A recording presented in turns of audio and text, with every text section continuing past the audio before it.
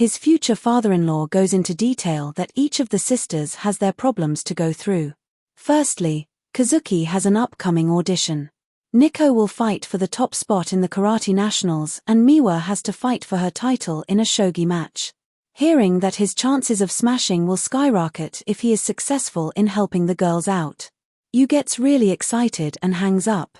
After taking a deep breath, Yu wonders what someone useless like him can even help them with. With the physique of a chihuahua and the brain power of a vacuum cleaner, he doubts he can help prodigies who don't take a minute off even on the weekends. However, that's when it hits him that if they fail, they will be called failures, just like has been his whole life, and to make sure that doesn't happen to them as well. He swears he will never let them suffer. He begins by going out on a journey to understand each of the girls, to win over their hearts with wholesome family dinners. As the sun sets, Nico gets back home from training, looking all depressed when her heart suddenly pops out of her chest because she completely forgot she has a man-slave living under the same roof. Yu takes a bit of the soup out of the pot and charmingly licks it up like holy nectar, making Nikiko go doki doi and then offers her to taste his cooking for herself, but she smugly shoots him down and says she doesn't need his extra creamy stuff because she brought her own. After finishing her bath, she steps out looking like a queen, only to find the little guy deep in the zone cooking up something so good even the Rock smells it from across the street. Yu goes through dozens of recipe books and locks in every detail to craft the ultimate dinner. Watching him go so hard even after she brushed him off earlier seriously gets under Nico's skin. Just then, Miwa walks in and Yu grins like a proud chef announcing he's about to serve soup so good it will curl her toes. Seeing him act like a complete dork, the girls assume he's just running his mouth again. That's when Nico remembers the old days when the sisters had a private chef cooking 5-star meals with premium ingredients. But even 5-star refused to eat that fancy slop because it seriously lacked nutrients and she only eats what's good for her body. Later that night, the redhead is in her room chugging down Taco Bell like a starving African when curiosity finally wins her over.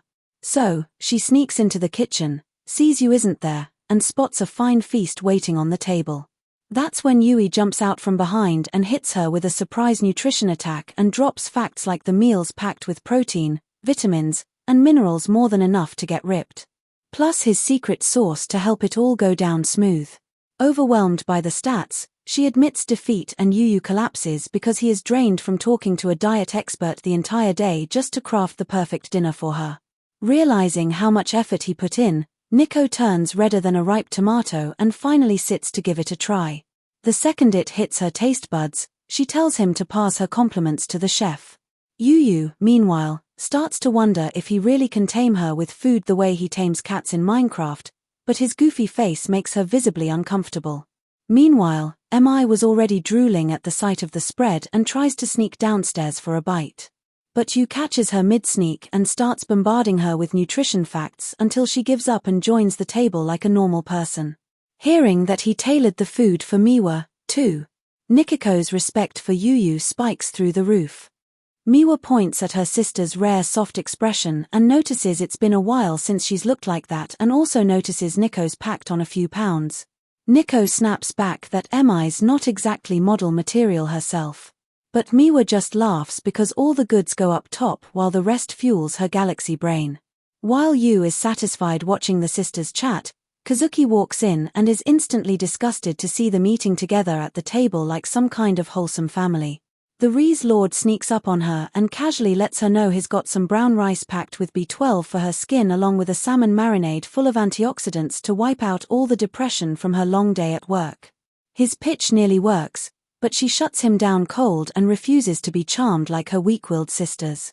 Nikiko snaps back and defends Ui will intentions, but Kazuki makes it crystal clear she isn't against family bonding and it's just that eating a peasant's cooking at the same table like a normal family doesn't quite suit the princess. And just like that, the last sliver of Yu's self-respect vanishes into the shadow realm.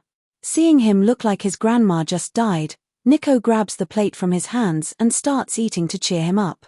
But Yu recovers instantly and strongly warns her that if she keeps stealing extra servings, she really will turn into a chubby teddy bear. Miwa is baffled whether he even wants them to eat his cooking or not. While Nico nearly pops an aneurysm from his disrespect, Yu politely declares that it's his job to track everything that comes in or out of her body, and his outrageous wording nearly makes Nico explode in embarrassment. 3 days have passed since Yu moved in with the Mikotono sisters. But despite his tireless efforts, Kazuki still refuses to touch anything made by his filthy hands, recalling their father's order to help the girls reach their full potential. Yu channels his inner Lilouch and makes a plan A. During break time, high-pitched squeals echo through the halls as a crowd of girls swarms Kazuki-senpai like moths, showering her with bottom-tier praise. Yu's jaw hits the floor at how wildly popular she is, but he braces for impact and waves hello at the pack with a big smile. The girls instantly recognize him as that talentless bum, and Kazuki tells him to be gone before he taints her divine aura with his loser energy while shooting him a glare like his used toilet paper. But Yu calls her a meanie as he announces he stayed up all night trying to win her over and he has something only he can give her and he is sure she would love it. Obviously talking about his cooking. The girls are wildly flustered, so Kazuki shouts at Yu to stop misleading everyone with his nasty statement and swears she's going to make him pay for this when they're back home, which digs the hole even deeper. Her army of fans bombards her with questions, so Yu uses the chaos to slip away. Later, Yu meets up with Nico to strategize on how to win over Kazuki and ends up shocked at how much the karate club depends on her. But as soon as she spots him, Kazuki remembers his outrageous claim from the day before, and the sheer audacity of him showing his face again makes her livid. Her devoted Sims instantly question who this fool thinks he is calling her by her first name so casually, but one look at the Demon Queen sends them running. Yu quickly realizes he won't make it out in one piece if he keeps this up. So Miwa is officially the only card he has left to play. Elsewhere in the school, Miwa is busy playing shogi on her phone when she hears her classmates struggling over a problem. She does some quick math and bluntly says they must really be deficient in brain cells if they can't even solve something that easy. As expected, the girls make a quick exit with their last shred of respect intact, and Yui watches them on their way out. He walks into class, but after sensing Miwa's completely different mood at school, he tones down his excitement. Yu politely invites her to join him for lunch in the cafeteria, but she tells him to get lost.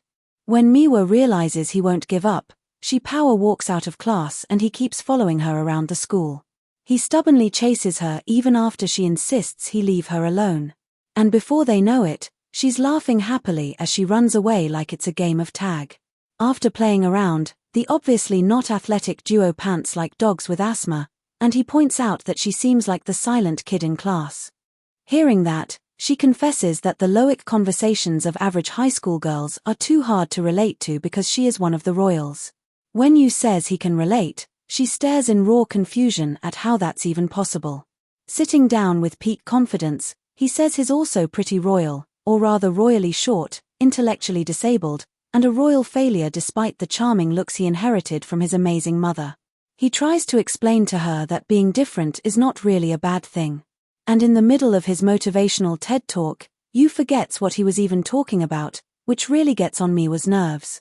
But after roasting him for a bit, she calls him a barker, her little barker. While eating lunch, Yu tells Miwa he's looking for a way to win Kazuki over because he's running out of straws to grasp. So she tells him that when she was 3, she saw her sister really happy when their mother made a meal special just for her. But that's pretty much all she remembers, which leaves Yu utterly shocked because his goldfish brain can't even remember what he did 5 minutes ago.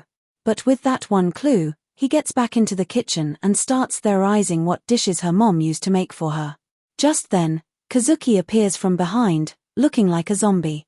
And when he asks her a question, she falls with a heavy thud because she has a really bad fever. Later in her room, the princess argues it really wasn't a big deal and that she was just tired. But Miwa gets third-degree burns just touching her forehead, and Nico tries to slap a cooling pad on her while the stubborn sister fights back. That's when Yu shows up with a bowl of porridge, which makes her so angry she throws all of them out before crying alone in bed over her frail body. Yu realizes she knows how easily she gets sick and still continues her rehearsals without fail. He leaves the porridge at her door, but after the second time, she sends it back. He barges into the ungrateful gremlin's room and gets chewed out by her, but on her way to kick him out, her knees give out and she falls in slow motion while he just stands there ready to become her human cushion. She then asks him why he won't leave her alone, and Yu fires back that he wants her to get well soon so she doesn't miss rehearsals and even offers to give her private classes. Kazuki seriously doubts his skills, but he brags that he debuted when he was 2 and asserts dominance as her senpai with 4 years of seniority. After going over the script, he takes the role of the princess while Kazuki plays the prince. Although the moment the first line more stiff than morning would leaves his mouth, she slams the door in his face. Our boy tells her he was just warming up before he admits that his mom got him countless auditions and he failed every single one. That makes her really angry and she tells the Nepo baby he'll never understand what hard work feels like. But he returns the next day after rereading the script only to get rejected again. On the third day, he comes back after practicing 10 times, but his horrendous acting makes her ears bleed. The day after, she angrily tells him to stop nagging, so he admits defeat while she remembers the high expectations of her acting team to carry the film with her flawless performance. Kazuki decides to get out of bed instead of wasting time. But when she sees Yu practicing in the living room, it's a real shocker how much he still sucks even after all that effort, and that makes her smile. The next morning, she gets to hear his NPC Tear acting again. But this time, she decides to play along. In that genuine moment, Yu delivers some brilliant acting that shocks them both. He tears up over finally making his mommy proud after 14 years of failing. And Kazuki is refreshed to see the goofball getting so happy over a single line. That makes her so happy she tells him she'll let a peasant like him serve her a meal, but on one condition. Yu asks what it is, but she acts super shy like she's about to show him her browser history in incognito mode and then suddenly blurts out a list of things she doesn't want to eat, which makes Yui realize she's too embarrassed to admit she's a picky eater.